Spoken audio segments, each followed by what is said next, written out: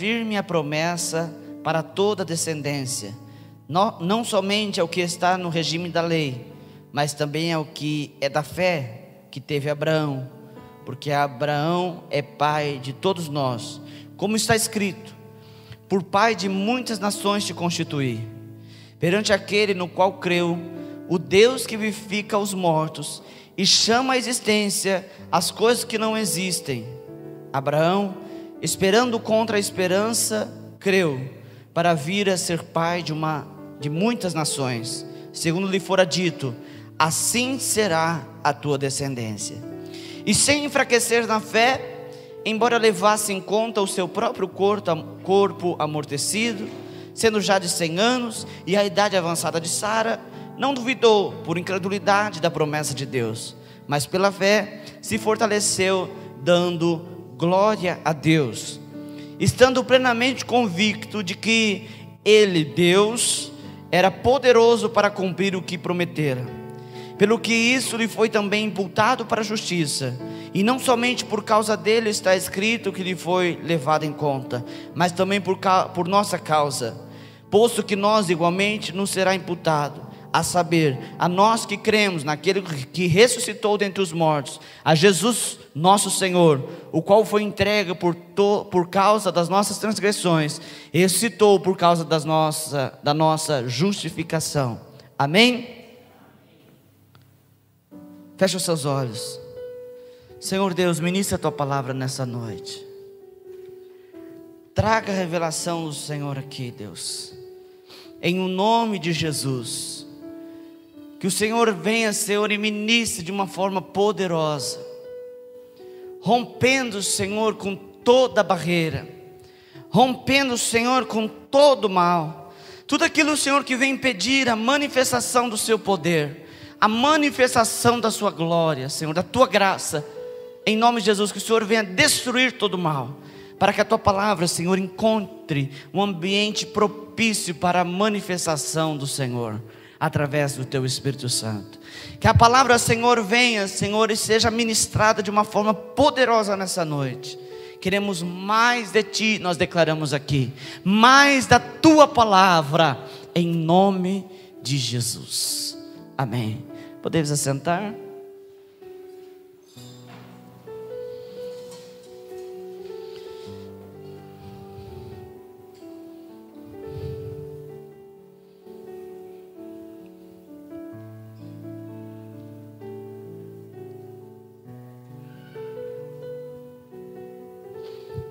Todo filho herda as características do pai. Amém? Esses dias eu e a pastora, a gente estava olhando a Maria Clara e a gente estava tentando identificar o que é da pastora e o que é meu. Além da beleza, né? Ela também tem a minha orelha. Alguns dizem que é o olho, a boca, sem dúvida. Apesar de algumas pessoas, ou melhor, uma grande porcentagem dizer que não parece, ela tem umas características. E isso vai acontecer em pouco tempo. Vocês vão ver que ela é a minha cara, irmãos. Às vezes está escondido, mas ela é a minha cara. Aí a pastora falou: isso aqui é meu. Aí eu falei: aquilo ali é meu. Características. Além das características físicas, existem as características da parte do psique dela, o gênio, o jeitinho. Agora ela é muito pequena, a gente não consegue identificar muita coisa, mas você percebe de cara que ela é uma menina. Quem convive com ela, eu e a pastora, percebe que ela é uma menina de uma personalidade um tanto quanto forte. Nada que não venha a ser tratado pelo Espírito Santo, pastor, sim, e também pela vara da disciplina. E isso a gente vai aperfeiçoando.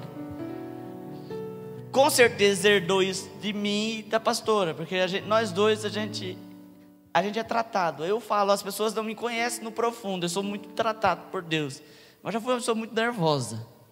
Deus apaziguou isso. Todo dia eu dou uma esmurrada no meu homem velho para que ele não se levante. Às vezes a gente deixa passar um pouquinho da conta, a gente vai lá, chora, pede perdão. Oh Deus, eu deixei o homem velho, o Altair velho se levantar. E a gente vai lá dar uma mortificada nele de novo. O apóstolo Paulo falava sobre isso. Eu esmurro o meu corpo. Não pense você que o seu velho eu já era, acabou. Ele está aí, está dentro de você, e você tem que matar ele todo dia. Amém? Se engana aquele que, pastor, eu era o cara, eu era a mulher da balada, agora eu não sou mais. Nem passe perto de uma balada, porque se o velho eu resolver voltar, todo dia. Por isso que a gente tem que estar na presença do Senhor constantemente, para que o velho eu não volte. As velhas manias, elas tentem a voltar, elas tentam, mas a gente vai lá e mortifica. Amém? Mas não é isso que eu quero falar de característica. E nós temos características. Aí você vai dizer, pastor, mas e aquele que é adotivo, aquele que é adotado? Também tem características do pai biológico, e também adquire característica do pai de coração. Os nossos filhos espirituais têm as nossas características, e nós que temos pais espirituais temos características dos nossos pais espirituais. Isso é algo natural, isso é bíblico. Abraão, a Bíblia trata aqui, o apóstolo Paulo falando sobre Abraão, fala da característica que Abraão tinha concernente à fé. Abraão teve muitas outras características. Abraão era um homem manso. Abraão era um homem, um bom administrador financeiro. Abraão sabia lidar com dinheiro. Abraão era um pai e tanto, um esposo e tanto. Era um líder, era alguém que tinha algo diferente. Dentre tantas características de Abraão, ele era um homem de muita fé. Um homem que foi considerado o pai da fé. E ele é considerado o pai da fé por conta desse texto aqui.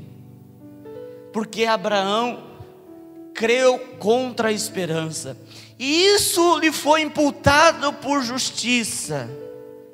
Mas não só ele, o apóstolo Paulo diz, mas não somente para ele, mas também para todos aqueles que são do Senhor.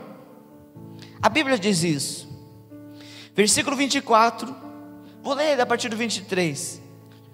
E não somente por causa dele está escrito que foi levado em conta, mas também por nossa causa, posto que a nós igualmente nos será imputado. O que isso significa? Abraão teve uma promessa de Deus, que ele seria o pai de todos os filhos de Deus. E a fé que Abraão conquistou em Deus, o apóstolo Paulo diz que ela também repousa sobre nós. Pastor, Abraão creu que ia ser pai com 75 anos de idade, e foi ser pai, pastor, com 100 anos. Eu não consigo ter uma fé dessa. Mas você tem que entender que como filho, você tem dentro de si essa característica. O apóstolo Paulo diz isso. Aquilo que Abraão conquistou repousa sobre você, repousa sobre mim. Mas muitas vezes nós queremos, como o filho esbanjador, o filho pródigo, queremos deixar aquilo que nós temos na casa do pai, e queremos usar a nossa vida, gastar a nossa vida com as coisas que não têm valor. Pastor, eu queria tanto, pastor, ter fé que eu vou conquistar minha casa. Pastor, eu queria tanto ter fé para conquistar, ser alguém assim muito rico, pastor, ter muito dinheiro para abençoar a obra, para chamar as pessoas para minha casa e fazer aquela festa para os irmãos. Pastor, eu queria ser uma pessoa. A Bíblia diz que tudo é possível ao que crê. Aí você vai dizer, pastor, você me desanima, porque eu não consigo crer desse jeito. Você pensa que você não consegue acreditar, mas a palavra de Deus nos diz que Abraão já conquistou essa fé, e essa fé repousa sobre os filhos de Abraão. Você pode olhar para a pessoa que está ao teu lado e dizer para ela: você é filho de Abraão? Olha o que é possível para Abraão. A primeira coisa que nós vemos no texto é que Abraão creu contra a esperança. É muito fácil acreditar naquilo que é provável, não é fácil? É fácil. É fácil você acreditar que você vai comprar um carro de 30 mil quando você tem 20, 25 mil na conta. É fácil de acreditar. Você corre um pouquinho, junta um pouquinho e compra um carro de 30 mil. Eu estou dando um exemplo material para revelar aquilo que é espiritual. É fácil você acreditar que uma pessoa boazinha, muito querida, simpática, possa se converter. Mas é difícil você acreditar que aquele que fica jogando lama lá no chiqueiro do mundo se converta. Mas a palavra de Deus diz que Abraão creu contra a esperança. Aí você vai dizer: pastor, o que isso tem a ver comigo? Eu não consigo crer com a esperança. Ele já venceu isso para você. É a mesma coisa para você entender que você precisasse correr tantos quilômetros para ganhar um prêmio. Abraão já correu isso. Ele já ganhou o prêmio, e ele deu o prêmio para você. Por isso que o apóstolo Pedro vai dizer que Deus já nos deu tudo que diz respeito à vida. Já foi entregue. Mas aí eu vejo muitas vezes, irmãos, que os crentes estão querendo receber algo que já foi dado. Ah, pastor, eu preciso de fé para poder conquistar algo na minha vida. Deus já te deu. Você que tem que usar a fé.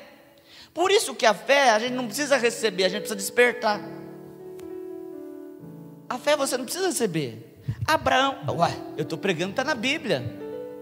Abraão conquistou, e isso foi imputado por justiça, ou seja, isso foi marcado, mas também marcado em nós. A genética de fé de Abraão está correndo nos teus sangues espirituais, se você me entende, nas tuas veias espirituais. Você não precisa buscar fé, você precisa despertar a fé que há em ti. Amém? Era isso que Jesus fazia. Jesus pregou sobre fé, e aí ele pegava e dizia: Pedro, lança a rede. E Pedro olha e diz: Senhor, eu não consigo. Aqui está o despertar da fé, mas sobre aquilo que o Senhor declarou em mim, eu jogo a rede.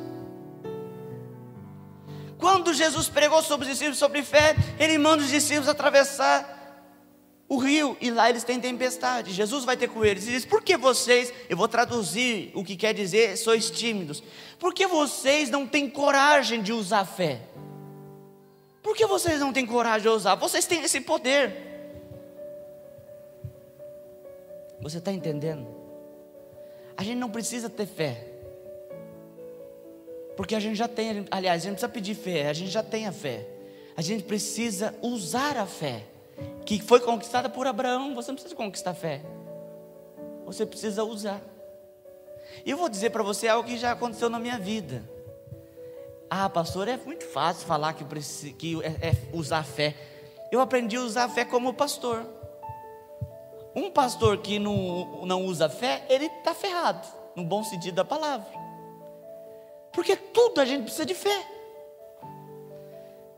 Como que você sai de uma cidade, anda 500 quilômetros, vai para uma igreja e acredita que vai vir gente nessa igreja? Ah, pastor, todo lugar, toda igreja tem gente. Não. Tem igreja que abre amanhã, passa 2 dias, fecha, porque ninguém vai. Porque não há preço a ser pago. E a pessoa não acredita no ministério e não acredita nela como pastor. É natural de todas as áreas. Hoje eu estava conversando com uma pessoa e diz assim: você precisa acreditar em você. Ah, pastor, eu queria tanto fazer tal coisa, mas não acredita. Pastor, eu queria tanto que Deus fizesse um rebuliço santo na minha vida, pastor. Que Ele movimentasse a minha casa, que minha casa viesse para o Senhor. Pastor, eu queria que meus filhos, tudo aqui na presença de Deus, dando glória, dando aleluia. Ué, se tiverdes fé, quando a Bíblia fala se tiverdes, não quer dizer que você tem que ter, mas quer dizer que se você tem, você usa. Você diz do monte, sai daqui e precipita-te no mar. Faça conforme a tua palavra. Você está entendendo? Abraão já creu contra a esperança. Ou você não precisa crer mais contra a esperança, você precisa crer na fé. Pastor, crer na fé é crer que é possível e lançar. Eu falei que quando o pastor, porque a gente precisa crer. Nisso a gente precisa crer. Você imagina, irmãos, você vai lá, monta um lugar, paga aluguel, paga água, paga luz, e você vai crer que Deus vai te sustentar. Ah, pastor, mas os dízimos e as ofertas. Olha, eu vou te falar. Quando você recolhe o dízimo e a oferta, se você não tiver fé, você desespera. Porque parece uma coisa, nota de R$2 se converte que é uma beleza, não sai da igreja. Entendeu ou não? As pessoas, algumas, poucas pessoas são abençoadoras, as outras não. As outras não estão nem aí. Outros ainda nem entenderam sobre oferta e dízimo. E oferta, aquela oferta, uns é para ver que está indo lá no gasofil lá se ofertar. Outros ofertam porque, tem que ofertar. E você tem que acreditar que Deus é que sustenta a obra.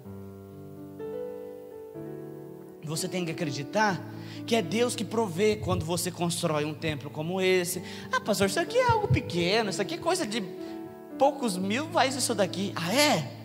Quem aqui já mexeu ou está mexendo com construção? Levanta, faz assim para me ver. É baratinho, né, as coisas? É muito caro. Só para você ter noção, um metro de pedra está em torno de R$160, um metrinho. Ah, pastor, um metro de pedra é um monte, um metro cúbico é um monte. Não, quando o caminhão desce, você fala assim, cadê o resto? Dá para contar, parece, tem 1, 2, 3, 4. O cimento, pastor, é R$24, é barato. É, mas vai muito. Então você precisa ter fé. Eu lembro quando nós estávamos, Fran, eu não vou ficar se lembrando não, mas eu lembro que estávamos, às vezes eu esqueço de alguém. Na fundação, quando nós cortamos aqui, quem estava aqui? Deixa eu ver, quem estava aqui? Gabriel, o seu Rafael, o Francis, tinha o João, tinha uma porção de gente. O chão aqui estava muito duro e a gente estava com uma picareta. Tinha o Diogo também. O Diogo furou um trado e quase desmaiou. E aí, irmãos, o chão muito duro. A gente começou a furar. Alguém perguntou assim para mim, pastor, vai concretar e vai não sei o que, não sei o que. Eu falei, vai. Mas aí eu sabia que eu falei, Gabriel, eu falei assim, quanto tem caixa? Ele falou, pastor, tem R$900. Eu gastei em torno de uns R$300 só de estaca, de linha, tudo que a gente precisava, de ferramenta, tudo que a gente precisava para fazer o alicerce, eu já gastei ali. Aí ficou 600. O concreto usinado ia custar em torno de uns R$2.800, R$3.000. Tinha, pastor, para o concreto usinado? Não. Mas a gente estava furando o alicerce. Ué, pastor, o senhor é bobo?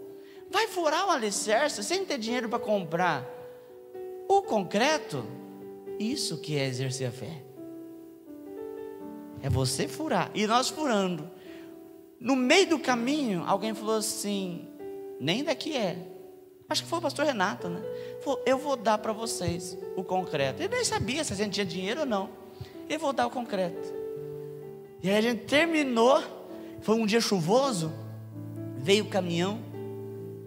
E ele falou assim, eu vou dar tanto. A gente nem sabia que ia dar direito. Faltou uma carriola de concreto. A gente tinha um saco de cimento, bateu e encheu. Uma carriola. E ainda porque uma broca choveu e ia abrir um sumidor. Senão daria conta certinho. Enchemos. O restante do dinheiro nós compramos ferro. E aí, irmãos, e o tijolo? A gente pastor, vai trabalhar no terreno da igreja? Vai. Eu comigo sabia, vai, mas não sei se vai ter tijolo. Eu não sei se vai ter possibilidade. Mas eu falei, vai trabalhar. De vez em quando os irmãos falam, pastor, sábado aqui? Aqui. Porque eu sei que durante a semana Deus vai abrir uma porta. Amém? E você, seja instrumento de Deus para ouvir Deus falar. Às vezes você está lá na sua casa e fala, cimento, o que eu estou falando? O que está na minha cabeça, cimento? Lembra que é eu que estou orando para Deus tocar no teu coração. Irmãos, a gente não para, e Deus vai abrir na porta. Deus levanta o irmão, dá um cimento, o outro dá uma pedra, o outro dá um tijolo, e Deus vai fazendo. Eu até falei com o apóstolo Renato, esteve aí essa semana, né? E aí eu falei assim para ele, pastor, a gente começa a ficar muito ousado. Ele falou, cuidado. Ele está querendo comprar 3 terrenos em volta da igreja, gastar em torno de 1 milhão e pouco. Aí ele falou, cuidado para mim, mas ele está dando um passo maior que o meu. A gente começa a ficar ousado, porque a gente vê que a fé move. Não é loucura, irmãos, não é fazer loucura, você comprar e, se Deus abençoar eu pago. Não é isso, é você dar passos de fé. E é assim que você adquire fé. Mas eu vejo que muita gente acha que vai dormir, acordei com fé. Que bonito. Não, a fé, ela deve ser como um músculo. A pessoa que quer ficar com um bíceps, tríceps grande, ele precisa malhar. Eu fiquei na academia, foi 3 meses, amor, que a gente ficou? Uns 4, né? Aquilo para mim era tortura. Doía tudo. Aí eu falei para personal, eu falei, dói demais. Ela falou assim, sinal que você está exercitando músculo. Eu falei, então eu não tenho nada de músculo, porque está doendo tudo. E não era nem para crescer músculo, eu estava fazendo um treinamento normal, para exercitar mesmo. Eu falei, o que? Quer saber? Estou fora. Então, há um trabalho ali para você exercitar o músculo. Você ouve os caras, deve doer muito, porque os caras gritam tanto.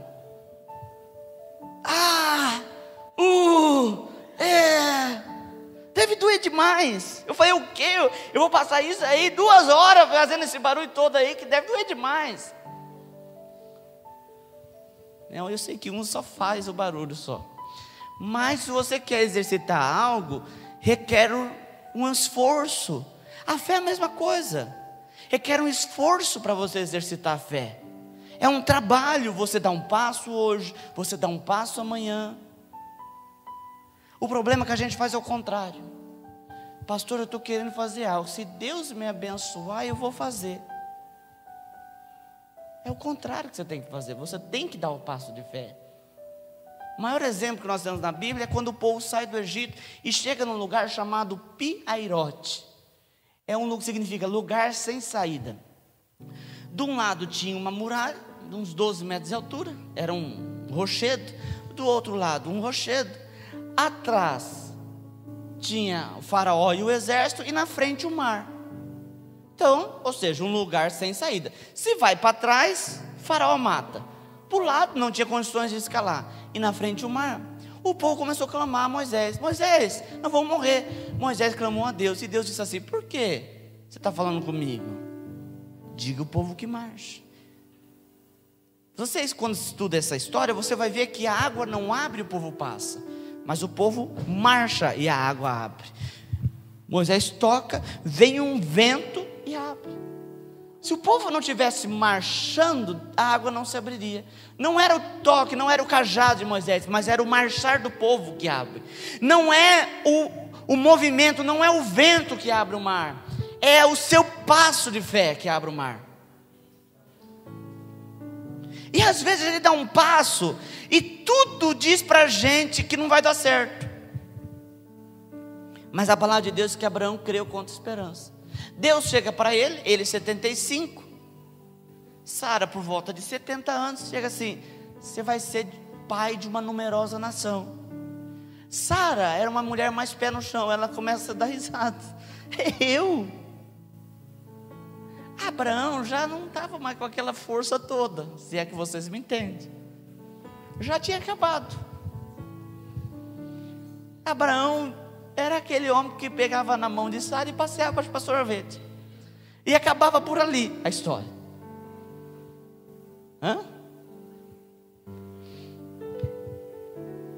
E aí, Abraão recebe essa palavra.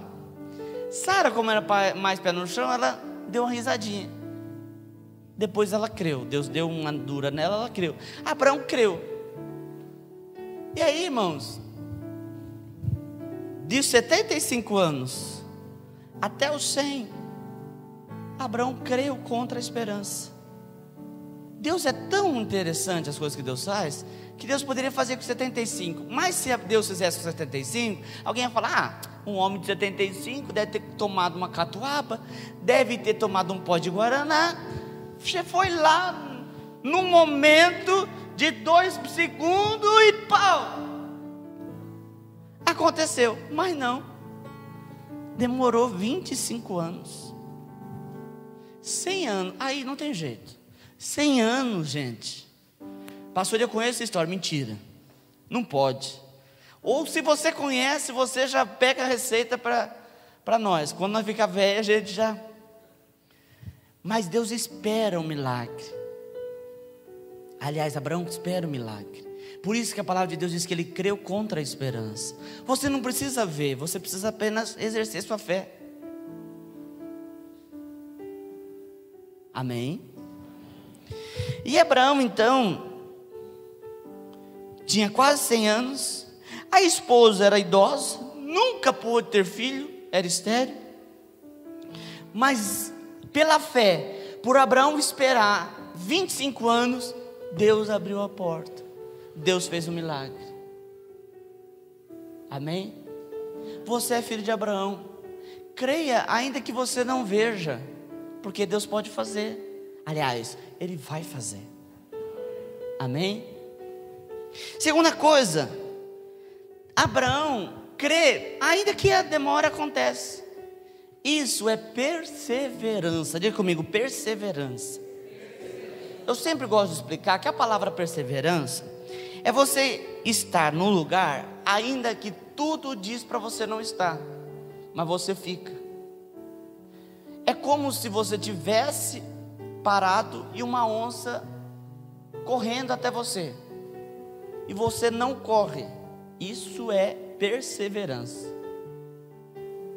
Ah, pastor, eu tenho muita perseverança, eu estou vendo que Deus vai fazer. Não, perseverança é quando você não vê nada, mas você está lá. Pastor, eu tenho orado, Deus, não, perseverança não é isso. Perseverança é você dando glória, você glorificando, você vivendo com a certeza de que algo vai acontecer. Sabe, um dos maiores demônios que o inimigo ele lança no meio da igreja é um demônio chamado desânimo.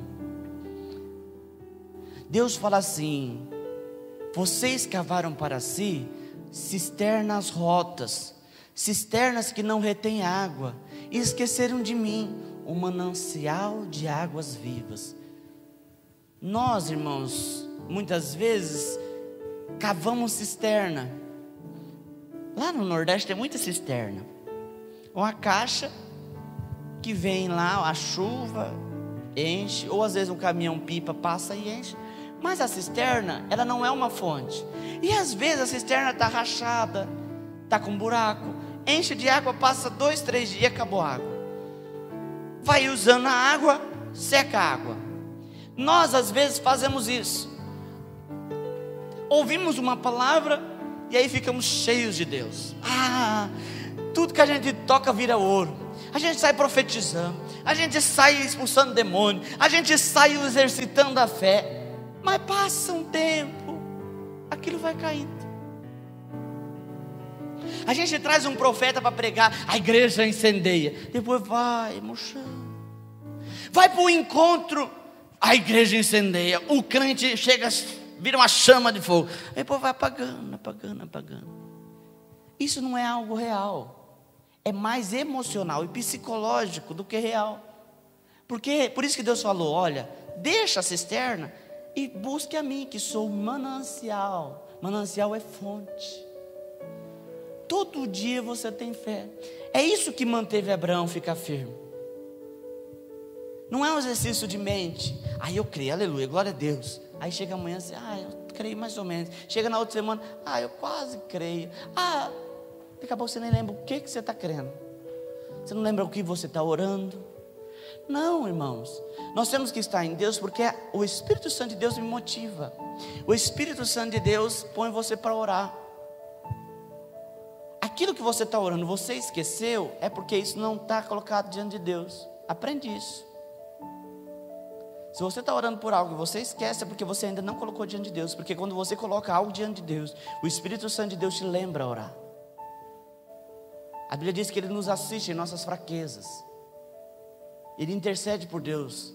Ele intercede em Deus por nós. Não é que Ele vai ficar falando e você cruza os braços, mas Ele causa em você um incômodo para a oração. Pastor, eu oro pelo meu filho, eu oro para ele se converter. De repente eu esqueço de orar, pastor. Então você não colocou o teu filho diante do Senhor. Senhor, eu coloco o meu filho diante do Senhor. Então o Espírito Santo vai falar, teu filho. Todo momento ele vai, o teu filho. E você então lembra de orar pelo teu filho. Pastor, eu começo a orar pelo meu negócio, pela minha empresa, pelas minhas coisas. De repente eu esqueço de orar. Então porque você não colocou diante do Senhor. Colocar diante do Senhor não é dizer assim, Senhor, coloquei diante do Senhor. Não, é você entregar. O Senhor está aqui. Eu durante muito tempo, eu vou falar algo que aconteceu comigo aqui na igreja. Eu não coloquei a igreja diante do Senhor. Eu carregava a igreja comigo. Porque tinha um filho do cão que ficava me colocando pilha para eu colocar a igreja nas minhas costas. Eu pregava e ele falava assim para mim, hoje veio menos gente do que domingo. Eu falei, como você sabe? Ele falou, tinha tanto e domingo teve tanto. Eu falei, meu Deus, tinha menos gente do que domingo? Puxa vida, devo estar fazendo alguma coisa errada, ou as pessoas não estão gostando da igreja. E eu ficava pilhado. Muito novo. Isso é coisa, não pense que é eu que tenho esse problema, não sei.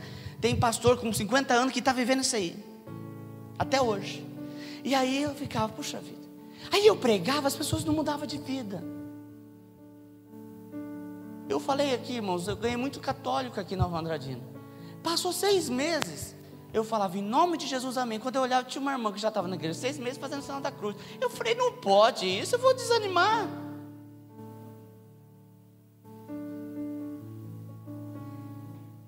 Aí um dia, eu cansado disso, eu falei, Deus, eu não quero mais.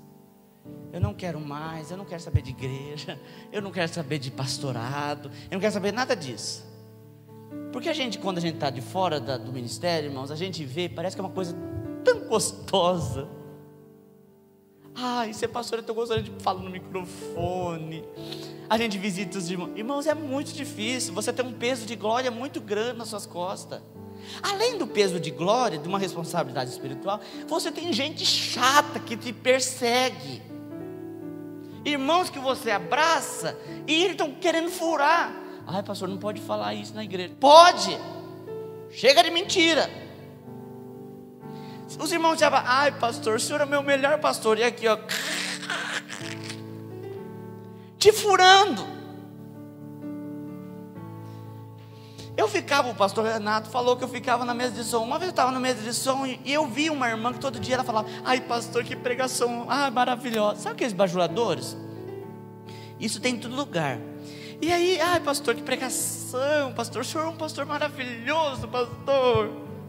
E um dia, eu estava na mesa de som, veio um pregador de fora. E a irmã que abraçava o pastor, cutucou a outra e falou assim, era de um pastor assim que a gente precisava nessa igreja. Eu falei, Eu falei, eu vou chegar para o pastor e vou falar tudo. Pastor, essa irmã é uma falsa, uma fingida, uma mentirosa. Aí Deus falou comigo, Ele falou assim, eu pedi algo para Deus, discernimento de espírito. E Deus falou assim para mim, eu vou te mostrar. Aí Ele mostrou, não só ela, mas esse, aquele. Deus falou, eu falei, Deus, não tem ninguém aqui quase. Ele falou assim, isso é o povo. Aí eu comecei a entender. Hoje, eu posso até fazer de besta. Eu tenho cara de besta, inclusive. Mas eu sei. Pastor, então deve ser? Não, porque eu aprendi que é o Senhor. Que quem cuida da minha vida ministerial é o Senhor. Eu não preciso ficar correndo atrás para me limpar o meu ministério. Isso aqui não posso falar, porque se falar vão entender isso. Isso aqui, vamos deixar aqui fechado, ninguém pode ouvir. Não tem muita gente hoje na igreja. E Deus sabe do meu coração. Às vezes até falou, Deus, não deixa eu também ficar muito relaxado. Mas eu não ligo, porque eu aprendi a entregar. E aí, a partir do momento que eu entreguei, irmãos, Deus começou a fazer. Entrega aquilo que você tem diante de Deus, aquilo que você... E Deus vai cuidar para você. Abraão, Deus chegou e falou assim: você vai ser pai de uma nação. Abraão creu. Amém, glória a Deus. E isso lhe foi imputado por justiça. Irmão, você acha que não tinha probabilidade de aparecer dúvida? Tinha, mas Abraão não ligou. Eu tinha 75, agora eu estou perto dos 100, não vai dar certo. Não, ele ficou tranquilo. Se Deus falou... E Sara era tão bem resolvida. Tem muita gente que interpreta mal o que Sara fez. Sara era tão bem resolvida, ela falou assim: Deus falou que vai ter filho, eu acho que não é de mim. Agar, deita com Abraão, deve ser isso aí. Ela não estava nem aí. E Deus aparece para ela e fala: não, é de você. Mas até então ela não estava nem aí. Ela sabia que, irmãos, que o mover de Deus independia dela. É esse ponto que nós temos que chegar. Não precisa de você, não precisa de você estar bem localizado. Às vezes eu penso que as pessoas acham que a promessa de Deus é como um raio, cai sem avisar e sem saber no lugar. Então os crentes ficam tentando, vai cair aqui, aí eu tenho que ser aqui. Não, vai cair, a promessa vai ser bem aqui. Pastor, Deus tem uma promessa para a minha vida, mas o ministério, essa igreja está impedindo a promessa de Deus. Não tem isso, irmãos. A promessa de Deus, ela vem. Se for para ser, ela vem. Você acha que um homem, um ministério, um problema impede o agir de Deus? A idade avançada de Abraão, a esterilidade de Sara não impediu o agir de Deus. Sara colocou o nome do filho dela de risada, de sorriso. Sabe por quê? Uma mulher de quase 90 anos, um barrigão. Todo mundo, velha já com barriga. A irmã Maria está dando uma risadinha de canto de boca, porque ela ficou grávida já com a idade avançada. A irmã Maria não é tão velha assim, mas eu lembro que ela tinha vergonha até de vir na igreja, ficava vermelha, porque os filhos tudo criado. Seu Rafael, como bom nordestino que é, fizeram mais um filho. E a irmã Maria veio para a igreja com a barriga. E ela veio, no final ela já nem estava vindo mais, porque a bênção veio. A Gabriela está aí dançando na presença do Senhor. Já se passaram 8 anos, né? 8 anos da bênção. Cuidado, irmã Maria, pode. Então, irmãos, nós precisamos entender que Deus não precisa de clima, de momento favorável. Deus faz. Deus faz. No agronegócio eles falam assim: agora é tempo de milho, aí semeia milho. Agora é tempo de soja, aí semeia soja. Isaac semeou no deserto. Não era tempo, não era clima, não era terra. E a Bíblia diz que ele colheu a 30. Você tem noção o que é colher a 30? Você semear uma espiga de milho e colher 30 espigas de milho. Ele colheu a 60. Você semear um tomate e colher 60 tomates. E ele colheu a 100 por 1.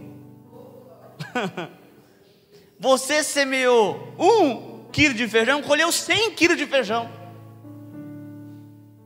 Você semeou 100 sacas de feijão, você colheu 100 mil sacas de feijão. 1000 sacas, você colheu 100 mil. Isso no meio do deserto. Quem que fez brotar? Deus. Quem que fez crescer? Deus. Quem que deu a colheita? Deus. Lança a tua semente, querido. Semeie, semeie, semeie. E Deus vai fazer a obra. Espere confiantemente pelo Senhor. Amém? A fé de Abraão não enfraqueceu. Abraão não perdeu a fé. Abraão não duvidou da promessa de Deus. A fé de Abraão encheu ele de poder. Amém? E Abraão louvou a Deus por aquilo que Deus, sobre aquilo que ele tinha certeza de que Deus iria fazer. Às vezes tem muita gente que barganha com Deus, fica prometendo coisa. Pastor, se Deus fizer, eu vou abençoar tal coisa. Pastor, a salinha está precisando do quê? Piso? Pastor, se Deus fizer, eu vou dar um piso para a salinha, lindo. E aí, com a experiência que eu tenho, já vi muito. A pessoa promete e não cumpre. Quando Deus abre a porta, não cumpre. Eu particularmente sou contra a promessa, mas às vezes as pessoas fazem e Deus abençoa. Eu prefiro fazer para receber. Mas tem gente que faz isso. E aí, aquilo lá eu falei da boca para fora. Não cumpre. Passa um tempo, a porta que Deus abriu, Ele vai lá e fecha. E eu vou te dizer uma coisa, irmãos. Quando a gente fecha uma porta, é fácil de abrir. Agora, quando Deus fecha uma porta, ninguém abre. Pastor, como o senhor sabe disso? Quem fechou a porta da arca? Deus. Ninguém abriu a porta da arca, nem sequer aquele que estava lá dentro. Então cuidado, para Deus não fechar a tua porta, porque aí não tem o que fazer para ela abrir. Não atropele as coisas. Seja correto, seja justo, seja verdadeiro diante de Deus. Tem coisa que Deus não pede, irmãos. Barnabé vendeu a propriedade dele e entregou para os apóstolos. Está aqui, o dinheiro da minha propriedade. Ananias e Safira olhou de longe e falou assim: nossa, olha, Barnabé deu um dinheiro, todo mundo ficou feliz. Vamos fazer igual? O marido e a mulher combinou e foi levar. Os apóstolos chegaram e falaram assim: vocês venderam? Vendemos. Vendeu por quanto? Por tanto. E nós viemos trazer. Mas eles não levaram, não falaram a verdade. Vamos supor, eles venderam por 100 mil. Só ele que levou. Ela chega depois e confirma a mentira. Ele vendeu por 100 mil e falou assim: vamos chegar lá no sacerdote e vamos falar que a gente vendeu por 70. Combinado? Combinado. Chega lá, o Ananias fala assim: eu vim ofertar a propriedade que eu vendi. O apóstolo falou: por quanto? Estou suponhando 70 mil. E quanto você está trazendo? 70 mil. Todo ano tudo. Mas ele tinha guardado os 30. Ele morre. Entra a mulher dele e fala assim: por quanto? O sacerdote fala: por quanto você vendeu? Ela poderia corrigir o erro, mas ela manteve o erro. Vendemos por 70. Ela morre também. Isso foi depois da morte de Jesus, só para te mostrar, viu? Foi na graça que isso aconteceu. Aí eu te pergunto: quem mandou Ananias e Safira vender e levar o dinheiro? Ninguém.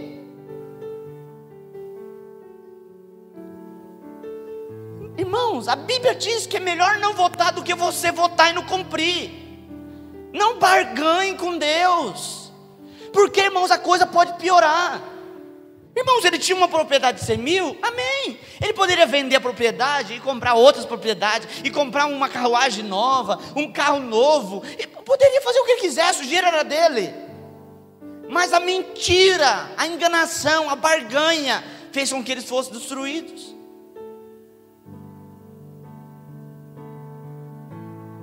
É lógico que Barnabé recebeu muita bênção. Barnabé era um financiador da obra. um homem quieto, na dele. Ninguém fala assim, ô, Barnabé era que nem Elias, o profeta do fogo. Não, Barnabé era na dele. O apóstolo Paulo precisava abrir uma igreja, mandava um zap para Barnabé, gravava um áudio. Ô Barnabé, estou querendo construir uma igreja, tem como você mandar um dinheiro aí? Claro, eu abençoo, está aí, ó, tanto. Era um homem que financiava, abençoou o reino. O outro cresceu o olho e disse, ai, Barnabé está ficando rico com esse negócio, eu vou fazer também. A mesma coisa é com o dízimo, a mesma coisa com a oferta. Se você está fazendo porque você entende o que você está fazendo, é uma coisa. Agora, quando você dá primeiro porque você está vendo alguém dar, e você acha que você vai ser melhor se você dá, você vai ser mais aceito na igreja porque você dá, Deus não abençoa. E se você dá também porque você acha que você dá 100, você ganha 1000 e você vai, Deus também não abençoa. Deus não abençoa a pessoa gananciosa.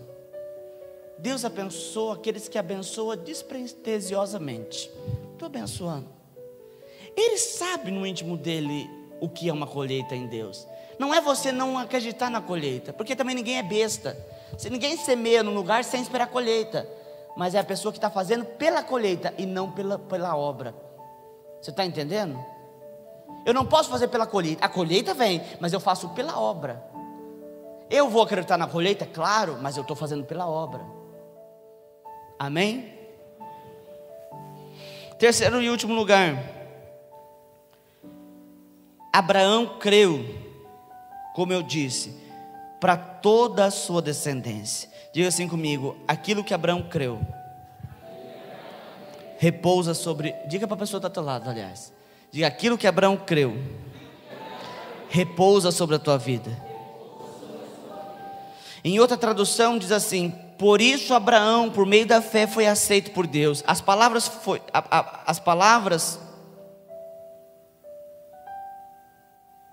palavra aceito aqui não é aceito no sentido dele, Deus não recebia ele, e ele então agora passa a ser aceito por Deus. Não, mas aquilo que Abraão fez foi aceito por Deus. Essa tradução, ela explica melhor isso. Aquilo que ele fez foi ele ser aceito por Deus. Mas não somente a ele, mas nós também. Então a atitude de Abraão faz com que você também possa viver nessa dimensão de fé. A gente não começa mais do zero, a gente já começa por cima, sobre aquilo que Abraão creu. Amém? Pedro entendia isso, por isso ele disse, sobre a tua palavra, eu não consigo acreditar que eu vou lançar a rede, mas pela palavra. Ele acreditou na palavra, ele não acreditou nas possibilidades.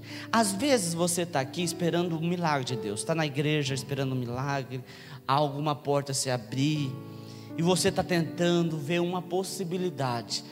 Já sei, a promoção no serviço, eu vou ser promovido. Tem gente que faz muito projeto, isso é um problema. Sonhar é bom, mas tem gente que sonha demais. Tem gente que sonha demais e começa a colocar limite para os sonhos. Eu vou pegar e vou ser promovido, e eu vou ser promovido, vou ganhar tanto. Esse tanto eu vou comprar uma vaca, e essa vaca vai dar o leite. Eu vou pegar o leite. Já ouviu essa história? Eu vou pegar o leite e eu vou vender o leite e vou comprar um porco. A porca vai estar prenha, vai dar 12 leitões. Cada leitão vai dar tanto, eu vou comprar mais tanto leitão, que eu vou comprar 3 vacas. 3 vacas vai dar leite, eu vou vender o leite, comprar o leitão. Isso tudo o homem está pensando com o leite que ele tirou da vaca. Só que ele não contava com um toco de árvore que estava no chão. E ele sonhando que ele ia vender o leite, ele cai. O leite derrama todo.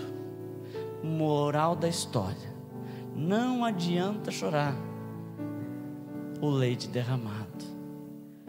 Cuidado para você não fazer sonho demais.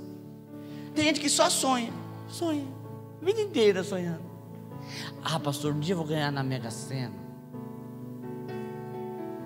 pastor, eu faço. Uma vez minha irmã, eu falei para ela: irmã, você tem que ir para o culto. Ela falou: não posso, pastor. Eu falei: por quê? Porque bem na hora do culto é a horário de eu conferir a minha telecena, pastor. Eu falei: o quê? Eu tinha ouvido de tudo, mas a pessoa não ir para o culto porque ela tinha que conferir a telecena, para mim foi o limite. Eu não tinha coragem de falar nada. Eu falei: tá bom. Sabe quando você fica sem palavra? A pessoa te surpreende de um jeito, você fica sem palavra. Ah, tá bom. Coloque diante de Deus. Tenha metas na tua vida, mas coloque diante de Deus. Aquilo que você quer, coloque diante de Deus. Faça a tua parte. Aquilo que está ao teu alcance, faça. Faça. Eu queria muito fazer uma arinha lá na minha casa, com um quarto, um banheiro, uma churrasqueira. Eu falo para todo mundo que eu estou começando a fazer minha casa de trás para frente. Esse ano de 2019, né? Eu vou fazer minha casa agora. Em nome de Jesus. De laje, eu quero fazer um negócio bem bonito. Mas sabe como que eu fiz? Eu que fiz a fundação. Eu que assentei o tijolo. Eu que coloquei o madeiramento. Eu coloquei a telha. Eu que pintei a porta. Eu que pintei o reboco. A única coisa que eu não fiz foi o reboco. Os irmãos foram lá e fizeram para mim. Eu que coloquei o piso. Eu tive que colocar umas vigas de 6 metros. Sozinho, eu colocava uma ponta, subia no andame, colocava o pé assim para o andame não tombar com o peso e puxava as vigas. Lá em casa foram 20 vigas. Ah, pastor, eu quero. Eu vou piscar o olho e vai aparecer. Não. Pastor, mas o senhor não creu que Deus podia te dar sem o senhor fazer nada? Não, eu não creio assim. Eu sabia da minha possibilidade financeira. Eu sabia que Deus poderia me abençoar. Mas eu não coloco algo que seja quase impossível. Eu coloco algo que, se depender do meu trabalho, vai acontecer. E por isso eu trabalhei. E Deus abençoou. Mas tem gente que acha que Deus vai fazer e eu não vou relar a mão. Então, você querer assim, amém. Eu te garanto uma coisa: Deus não faz dessa forma. Deus quer que você faça a tua parte, que você trabalhe, que você se dedique. Tem gente que está esperando algo extraordinário. Pastor, uma vez eu vi um testemunho que a mulher chegou no caixa eletrônico, o caixa eletrônico saiu um pacote. Pastor, pode ser milagre? Pode. Mas pode ser também a pessoa que depositou, o envelope deu problema e voltou. Pode ser isso também. Nossa, pastor, o senhor está sendo muito prático. Pode ser. E ainda o banco mandar a polícia atrás de você, porque você pegou um dinheiro que não era seu. Mas na melhor das hipóteses, pode ser. Aí a pessoa fica acreditando que isso vai acontecer. Eu, quando era moleque, me converti, eu ficava orando: Deus, eu quero encontrar um bolo de dinheiro, e aí eu vou tropeçar nele, vou pegar e vou ficar rico. E eu andava assim, caçando bolo de dinheiro. Mas aí eu entendi que eu preciso trabalhar, que eu preciso me dedicar, e que através do meu esforço, Deus opera o milagre, Deus faz o milagre. Amém? Trabalhe. A fé você não precisa ter, apenas usar. Usar a fé que Deus deu por intermédio de Abraão. Deus não dá nada que não seja conquistado. Olha que tremendo. Mas a fé, quem conquistou foi Abraão. Você apenas coloca ela em prática. É como uma pessoa que tem a carta de habilitação, CNH. Ela faz 20 anos que ela não dirige. Ela não precisa mais tirar a carta. Ela já tem. Ela apenas precisa praticar. Eu vendi um carro para o meu cunhado. Carro muito bom. Era o verdadeiro escapa-quarta. Era um Uno 84. Top de linha. O primeiro Uno que existiu na face da terra. Vermelho queimado do sol. Mas foi o melhor carro porque fazia 10 anos que ele tirou carta e ficou 10 anos sem dirigir. Irmãos, todo mundo conhecia meu cunhado naquele Uno. Além do Uno ser vermelho, já escapava a quarta. A gente que já dirige um tempo, a gente que paga pegando a manha. Aqui eu pego, dou uma jogadinha na quarta ali, ela engata. Uma vez o pastor Renato chegou para mim e falou assim: mas que é aquele que você vendeu para o seu cunhado? Eu encontrei ele lá na rotatória. Eu falei: não, pastor, ele tem um probleminha, mas é coisa de jeito. Mas para quem estava aprendendo, irmãos, em pouco tempo ele acabou com o carro. Porque é um carro já senhor, que precisava de cuidado, devagarzinho. Ele foi cortar o galho da árvore, esqueceu que o carro estava embaixo, aí caiu. Ele deixou o carro aberto, um gato entrou dentro e deu uma melhorada no estofado.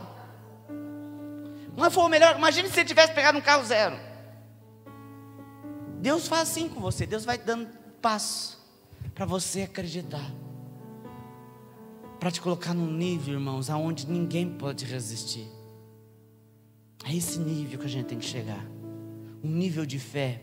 Hoje nós estávamos estudando Apocalipse, e em Apocalipse o cavalo amarelo, cavalo preto, qual cavalo que é? Não, da economia, preto, se eu não me engano, eu esqueci agora. Mas o cavalo da economia será mandado com o seu cavaleiro, e ele vai tocar na economia mundial. Aí o Cordeiro de Deus dá uma ordem: não toqueis nem no vinho, nem no azeite.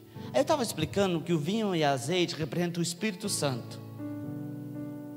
A igreja, a marca da igreja é o Espírito Santo. A Bíblia diz que é o selo. Você pega uma carta, você vê, a primeira coisa é o selo. É o selo da igreja, é o Espírito Santo, o selo da promessa. Então, o que o Cordeiro está falando? Você toca na economia mundial, mas não toca na economia da igreja. Não é a igreja a instituição, é você. Então a tua economia, é claro, irmãos, a gente vive no mundo, a gente precisa fazer coisas, mas se você ter fé, a tua economia não é tocada.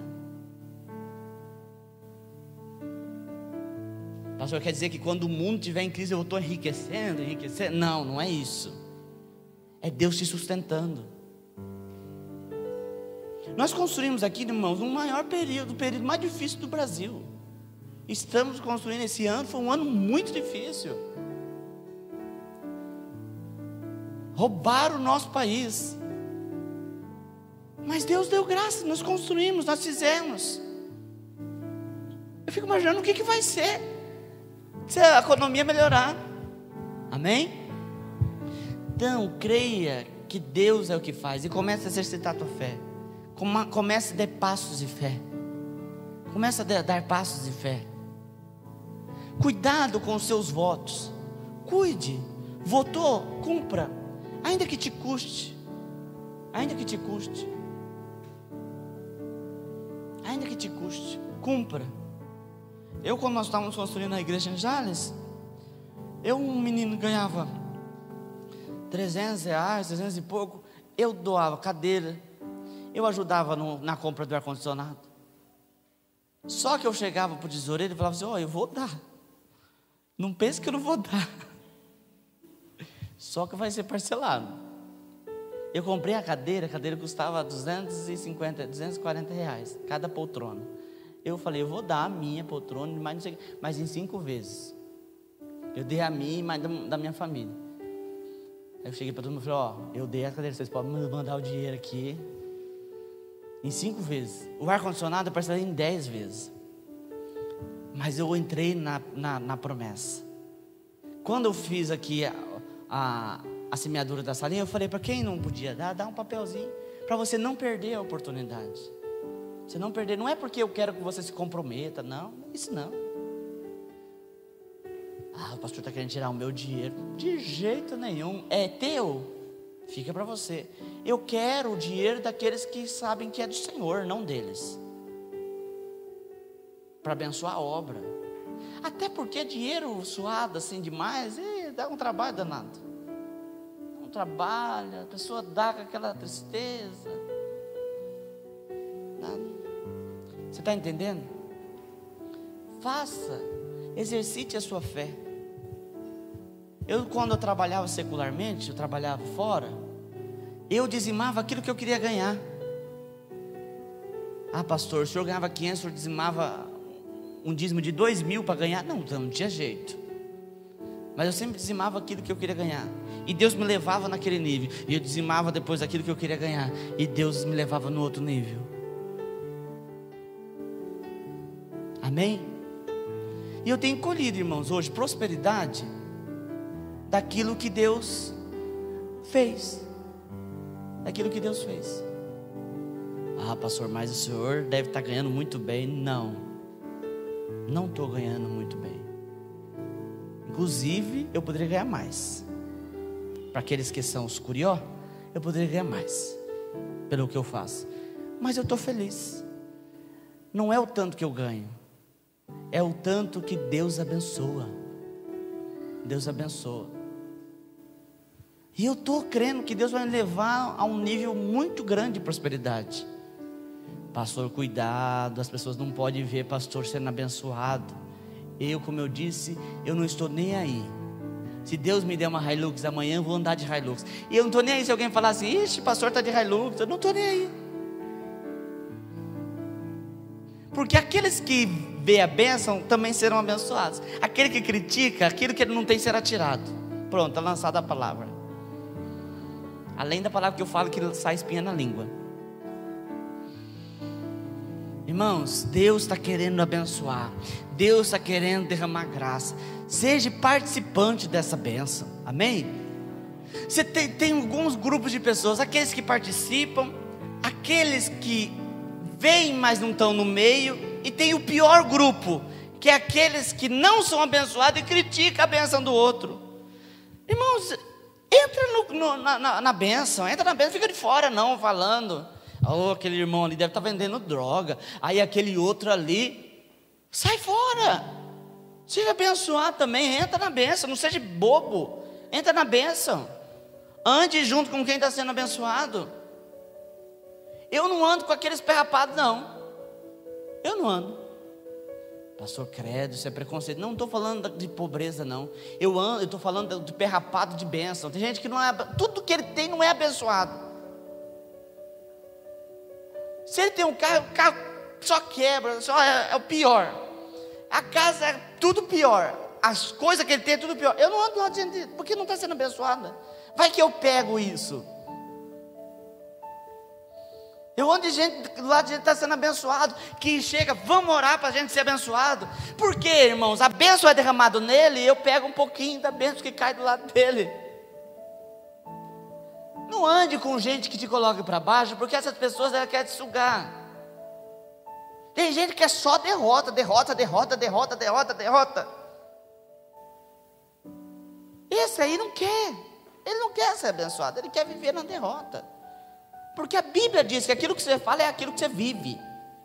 Se você está falando derrota, é aquilo que você vai viver. Se você está falando vitória, dando glória a Deus, é isso que você vai viver. É isso que Abraão viveu. Irmãos, o homem sem filho, acreditando que ele era pai de uma multidão. E então ele percorria: essa terra aqui é minha, é dos meus filhos, aleluia. Ele não tinha filho, mas ele demarcou o seu território. Os judeus são filhos de sangue de Abraão. Nós somos adotivos. Eles são filhos de sangue, irmãos. Tudo que um judeu faz tem prosperidade. Olha para você ver. Tudo que o judeu faz, eles são prósperos. Eles pegam, montam uma lojinha, aquela lojinha vira um super lojão. Inclusive, veio um grupo de judeu aqui para o Brasil. E o Brasil, como sempre, sem entendimento, na colonização brasileira, enxotou os judeus. Aí eles foram para os Estados Unidos e criaram uma cidade pobre. Não sei se você deve ter ouvido já falar de Nova York. Mas vila pobrinha. Poderia ser a nossa Salvador aqui, porque eles desceram lá no Nordeste.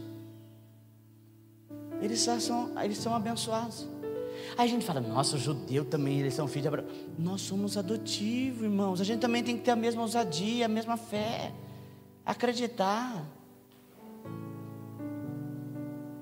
Ai, pastor, mas eles não aceitam. Quem disse para você que fé tem a ver com religião? Eu conheço gente que é espírita e que oferta. Olha o que eu vou te falar. Eu conheço gente que é espírita e oferta. Eu não estou falando de dízimo aqui, por favor, abra sua mente. Que oferta em programa de televisão e está sendo abençoado. Eu conheço gente que é dizimista e é abençoado. E conheço crente que fala mal e não é abençoado. Melhor você ser de Deus e fazer, que aí você recebe uma porção dobrada do Senhor. Amém? Vamos colocar de pé.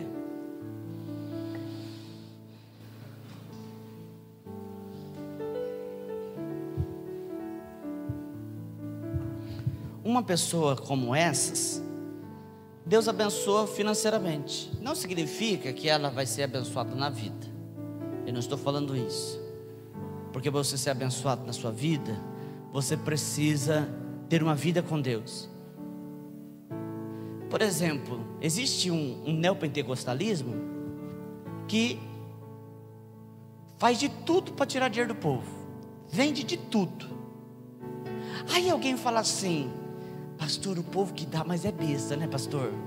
O camarada fala lá: os que primeiros 10 que der R$200 vai ser abençoado. Ô, pastor, como o povo é besta? Você acha mesmo? Tem uns besta, mas tem um grupo que está sabendo que, independente do que está fazendo, pela palavra que foi empenhada, prospera. Tem uma irmã, amiga nossa, amiga da pastora. Eles estavam num lugar, não tinha igreja nenhuma que eles conheciam. A mais próxima era uma igreja dessas. E eles foram. E eles passaram a virada de ano, foi em 2008. E o pastor falou: você vai fazer uma oferta do ano. R$2.008. Puxa vida, o cara foi esperto. Acho que vou fazer uma dessa no... Não vou não, estou brincando. Aí eles falaram: quem está no propósito vai levantar a mão. Eles entraram no propósito. Eles, como são filhos de pastores, eles falaram assim, espertos, eles falaram assim: nós votamos com Deus, não foi com a igreja. Vamos ofertar sim. Colocaram dentro do envelope, foram na igreja deles e deram lá na igreja deles. E irmãos, Deus abriu uma porta tão grande na vida deles que ninguém acredita. Isso é fé. Por isso eu estou falando que fé não está vinculada com nada. Está vinculada com nada. Está vinculado com você. Se você der o passo de fé, Deus abençoa. Amém? Vamos orar? Para que, pastor, vamos orar? Nós vamos orar para que Deus nos ajude a ver que nós precisamos exercer nossa fé. E não pedir fé, mas exercer. Senhor, em nome de Jesus, nós pedimos nessa noite, Senhor, que o Senhor venha despertar em nós, para usarmos a fé no Senhor, em nome de Jesus.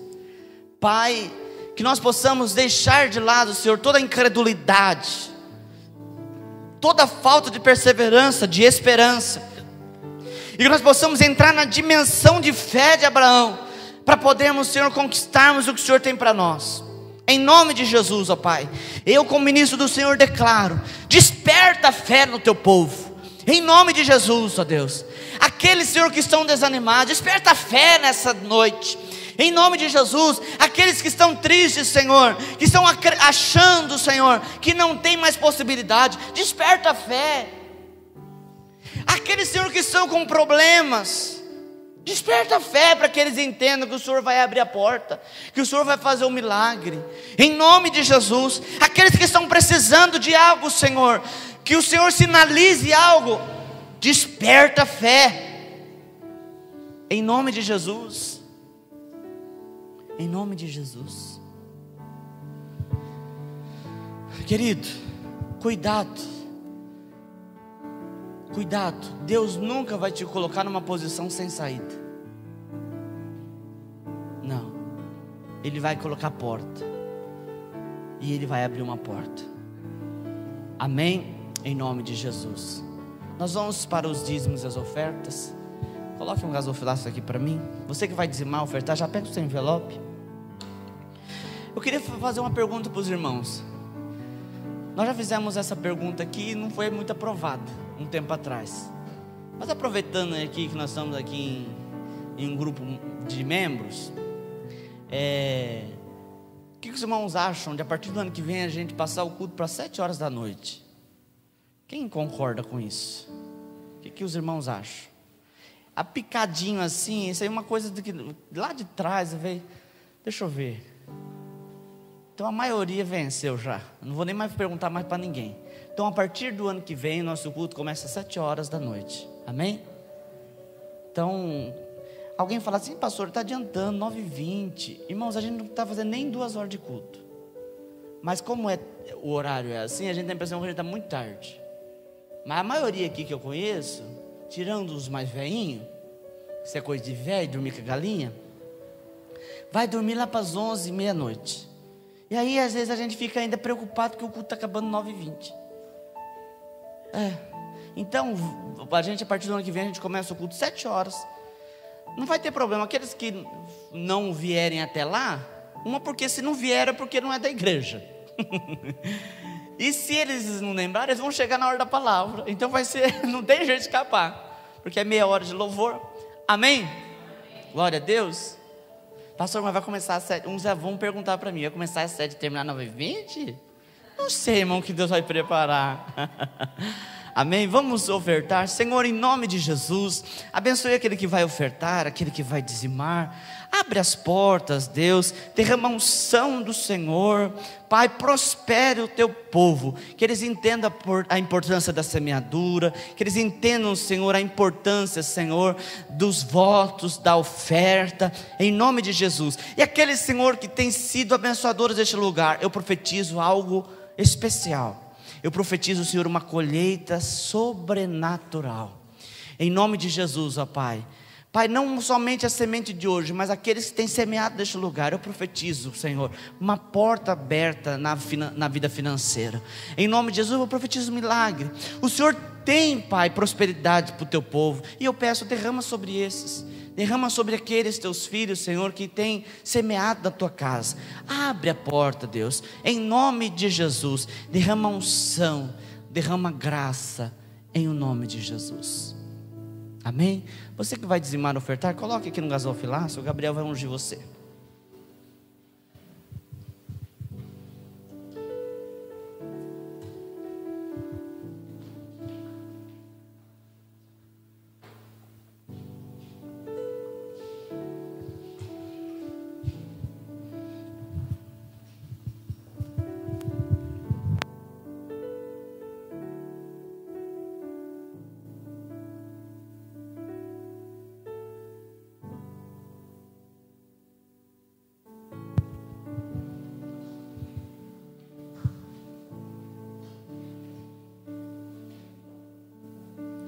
Glória a Deus. Vamos orar, agradecer a Deus por este culto. Feche os teus olhos. Senhor, muito obrigado por este culto. Obrigado pelo derramamento da tua bênção, da tua graça. Continue, Senhor, abençoando os teus filhos. Continue ministrando a tua palavra de uma forma especial, de uma forma tremenda. Que os seus filhos tenham uma semana abençoada, cheios da tua unção, cheios da tua graça, em nome de Jesus.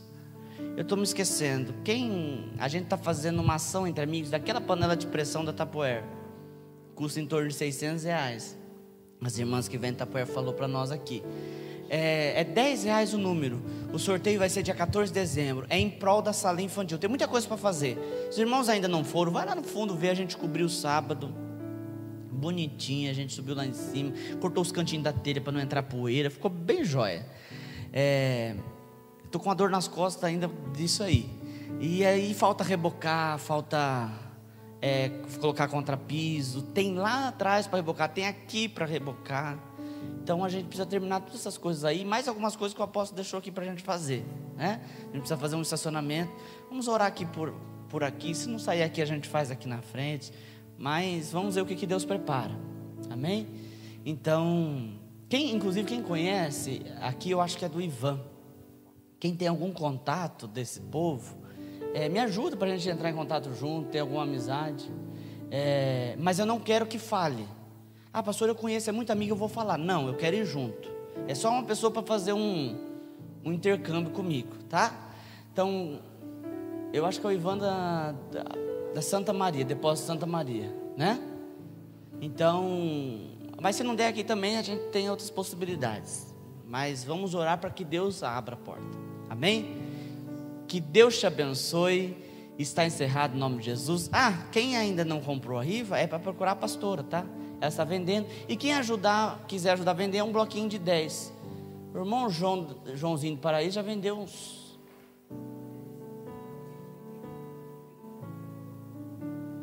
Ele já vendeu 30 e agora pegou mais 20. Então eu acho que ele vai ser o vencedor, né? Corre lá, quem sabe é você. Então que Deus te abençoe. Está encerrado. Cumprimente o irmão e a irmã com a paz do Senhor.